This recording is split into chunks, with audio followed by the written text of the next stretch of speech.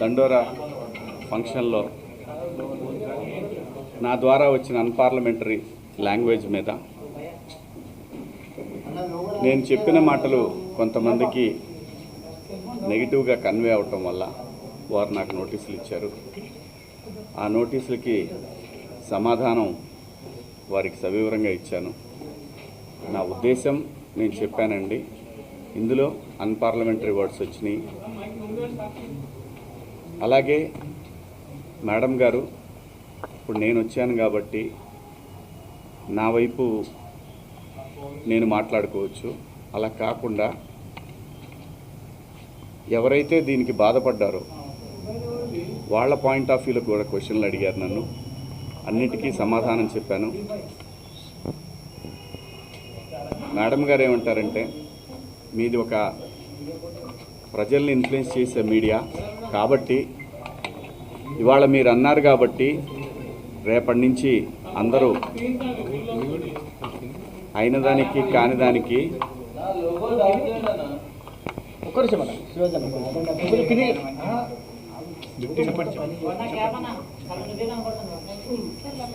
అయిన దానికి కాని దానికి ఆడవాళ్ళ మీద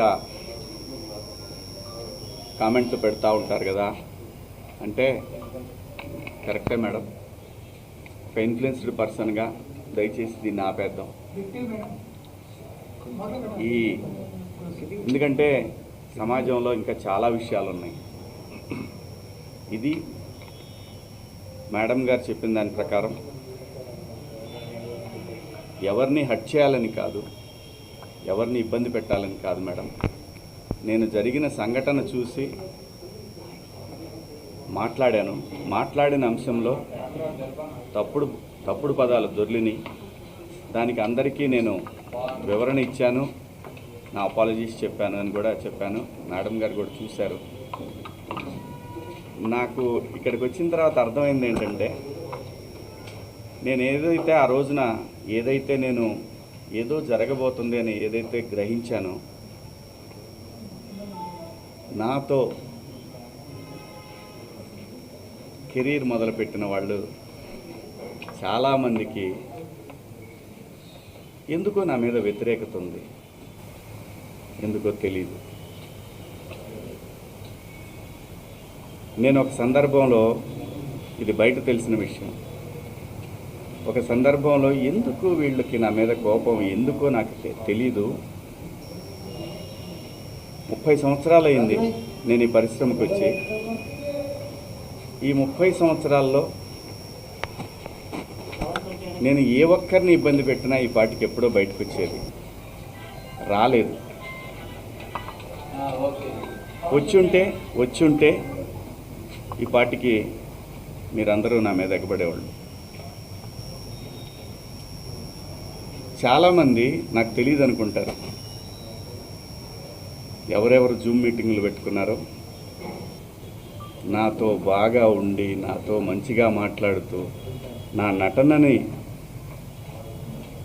పొగుడుతూ ఉన్న, నాకు షాకింగ్, ఇంత కుట్ర జరగాలనా నా మీద? నేను అన్న పదానికి, ఆ 2 పదాలకి, నేను ఆవేశంలో మాట్లాడిన దానికి నాకు బాగా కావాల్సిన వాళ్ళు కూడా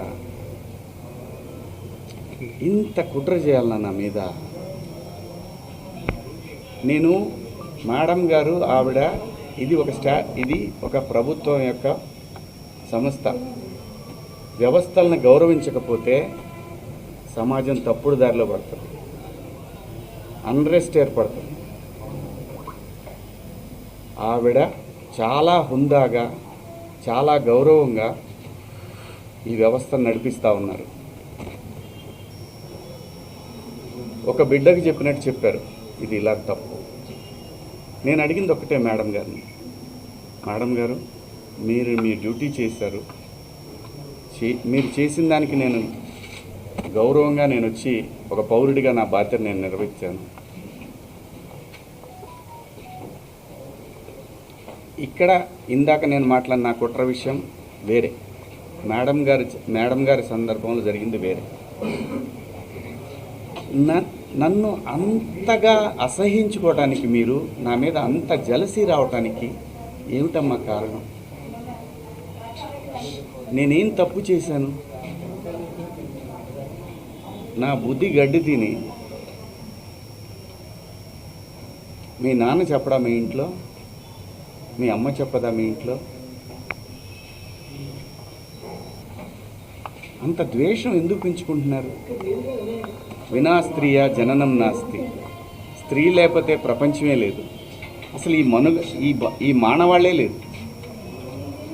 ఏ మగవాడు కూడా తన ఇంట్లో తన భార్య, తన బిడ్డ, తన అక్క చెల్లెళ్ళు, తన కుటుంబాలు ప్రతి ఒక్కడికి ఉంటాయి.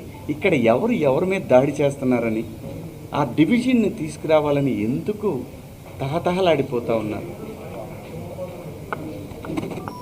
అందరి వాదన ఒకటే, స్త్రీని మహాలక్ష్మిలా చూసుకోవాలనుకుంటారు. ఎవరు బట్టలు ఎలా వేసుకుంటే నాకేంటమ్మా?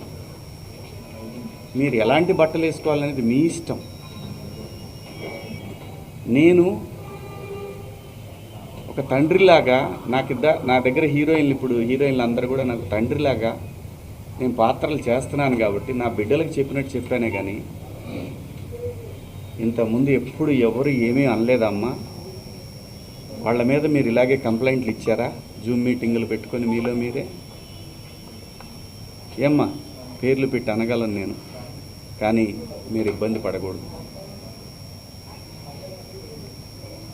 ఇంత కుట్ర చేయాలా నా మీదన? శివాజీ అనేవాడు సినిమా పబ్లిసిటీ కోసం అంత చిల్లరగా దిగజారుతాడా శివాజీ? నాకు అలాంటి డబ్బు పిచ్చి, ఫేమ్ పిచ్చే ఉంటే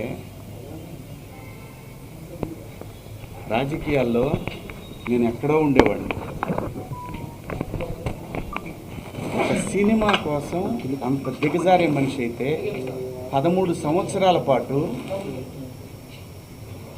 సినిమాకి దూరంగా జనం కోసం నిలబడేవాడినా. నాకు అనుకూలంగా ఉన్న గవర్నమెంట్లు వచ్చినా కూడా నేను ఏ రోజు పోయి ఒక పదవి అడగల. అది తెలంగాణలో అయినా, ఆంధ్రాలో అయినా, ఎక్కడైనా ప్రజల గురించి మాట్లాడాలనుకున్నాను తప్ప ఎవరు కుట్ర చేశారు, ఏం చేశారు, ఎలా చేశారు అనేది ఎప్పుడైనా ఊరికే మాట్లాడితే సరిపోదు. ఆధారాలు తీసుకుందాం, వాటికి సంబంధించి నేను మాట్లాడతాను. ధైర్యం ఉంటే నేను తప్పు చేశాను, శివాజీ దుర్మార్గుడు అని మీరు ప్రూవ్ చేయాలనుకుంటే మీకు వ్యవస్థలన్నీ తలుపులు తెరిచి ఉన్నాయి. రండి.